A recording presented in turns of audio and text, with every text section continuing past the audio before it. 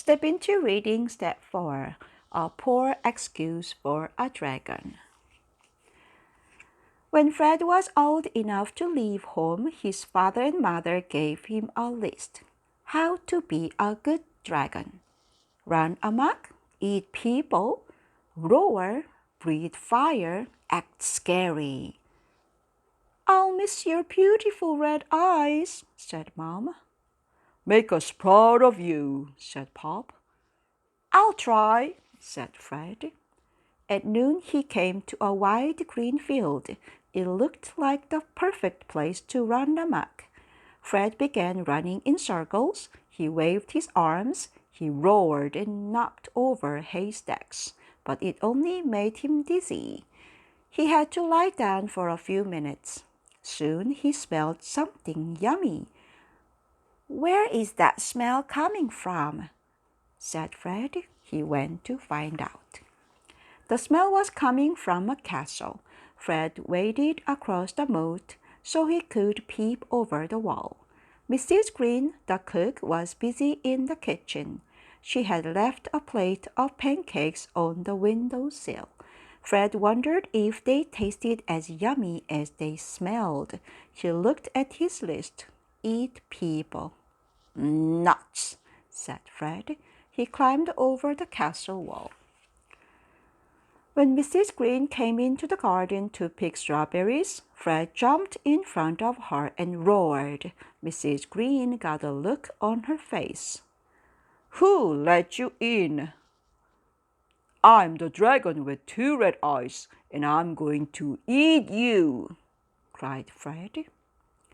You may have 2 red eyes, but your roar sounds like a meow, said Mrs. Green. I'll show you, said Fred. He swallowed Mrs. Green in one gulp.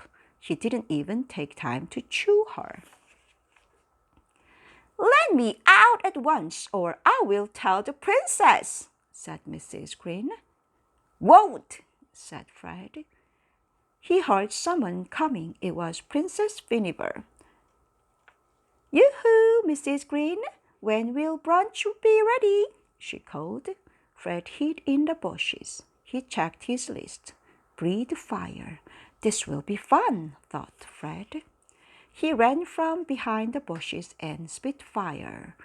I'm the dragon with 2 red eyes, and I'm going to eat you. Princess Vinegar giggled. You may have 2 red eyes, but your fire looks like a birthday candle. I'll show you, cried Fred. He swallowed Princess Vinegar in one gulp. He didn't even take time to chew her.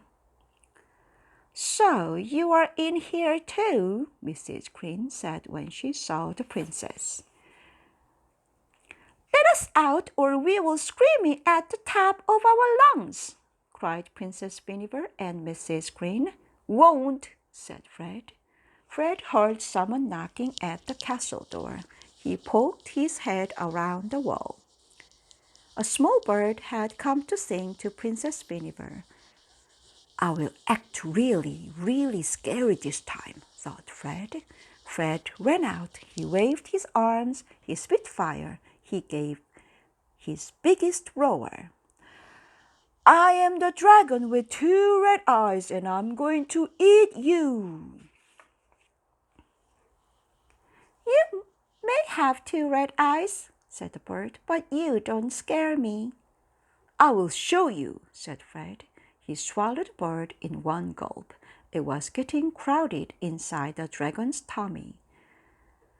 I'll be inviting the squirrels in next, said Mrs. Green. This stinks, said Princess Vinegar. Now I'll never get my pancakes. She looked so sad that the bird sang a song to cheer her up. Stop singing, said Fred. I'm trying to be scary. Won't, said the bird. Suddenly, Fred didn't feel so good. He wandered into the forest, sat under a tree, and groaned. The Hootie Witch, who had been up all night inventing spells, was trying to take a nap. She ran out of her cottage waving her arms. Go groan somewhere else, said the Hootie Witch. I need my rest. I can't, said Fred. My tummy hurts. I have something that will help, said the Hootie Witch. She disappeared inside her cottage and came out with a huge bottle of castor oil. Here, she said, drink this. Fred swallowed the entire thing, bottle and all. Castor oil, yuck! Cried Princess Vinegar, Mrs. Green, and the bird. They tossed the bottle of castor oil back out. What on earth was that? Asked the Hootie Witch. Fred told the Hootie Witch the whole story. No wonder your tummy hurts, she said. Castor oil won't help. We need to go see the giant. Oh no, cried Princess Vinegar, Mrs. Green, and the bird. Not the giant. It's for your own good, said the Hootie Witch. I suppose swallowing us was for our own good too, said Mrs. Green. The Hootie Witch led Fred over rocks, through trees, and up the hill to the giant's cave. The giant was in the middle of playing checkers with himself and didn't like being bothered. This better be worth my time, he said. I am the dragon with 2 red eyes, said Fred. We need your help. He told the giant the whole story. Didn't your mother ever tell you to chew your food? Said the giant. Well, what do you want me to do? Could you reach down my throat with your long arm and pull everybody out? Asked Fred. I can try, said the giant. But if you bite my arm off, you will soon be the dragon with 2 black eyes. The giant stuck his arm down Fred's throat. There was a lot of yelling from inside Fred's tummy. The giant pulled his arm back out. This won't work, cried Fred. You are choking me. We hadn't better go see John Little, said the giant. He's the smartest boy I know. John Little was herding sheep. Why didn't I just eat a sheep? Said Fred. I'm sure that would have agreed with me. Sheep are yummy, said the giant. I like mine with a little mint sauce. Hello, giant, called John Little. Who are your friends? They told John Little the whole story. John Little thought for a minute. Then he went into the barn and came out with a big stick and a very long rope. Now, my dear, John Little said to the dragon, lie down on your tummy and don't move. As soon as Fred lay down, John Little propped his mouth open with a big stick.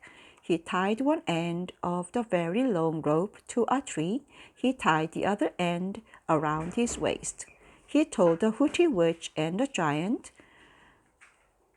when I say pull, I want you to pull on this rope as hard as you can. Sure thing, they answered. John Little crawled into Fred's mouth and down his throat. He found Princess Vinegar, Mrs. Green, and the bird huddled in the corner. There's no more room in here, said Mrs. Green, so you had better crawl right back out. I plan to, said John Little, and I'm going to take you all with me. What a hero, cried Princess Vinegar. Suppose the giant eats us, said the bird. The giant is a friend of mine, answered John Little. He won't eat you, and even if he does, you will be no worse off than you are now. Everyone agreed. John Little told them to get down on their knees and to make themselves as small as possible. They each grabbed on to the rope, and John Little yelled, "Pull!" The giant and the Hootie Witch pulled as hard as they could, and bingo! In no time, everybody was sitting on the grass outside. The bird was so happy, he composed a song on the spot. "Oh, that feels better," said Fred. "I'm sorry I swallowed you. I've made a real mess of things. I guess I'm a poor excuse for a dragon." Mrs. Green pulled Princess Vinegar aside. They began whispering. Fred tried to listen. He heard Princess Vinegar say, "Well, it's worth a shot." They went over to Fred, and Princess Vinegar said, "Mrs. Green and I were wondering if you would like to come live in the moat. I've been pastoring Mrs. Green for a house dragon, and you would be perfect." "But my roar is like a meow, and my fire is like a burst candle, and I'm not scary," said Fred. "Nonsense! How many dragons have such scary red eyes?" said Mrs. Green. Fred hadn't thought of that. "Will I get pancakes?" he asked. "As many as you like," said Princess Vinegar. "Then I'll do it," said Fred. So John Little went back to herding his sheep, the giant went back to his checkers, and the Hootie Witch went back to her nap. Fred gave up running amok to live in the moat. Mrs. Green cooked more pancakes, and everybody was happy. Fred sent his mother and father a letter. "Dear Mom and Pop, you will be very proud of me. I have a job as a house dragon. I protect the castle with my 2 red eyes. I don't eat people anymore. I prefer pancakes."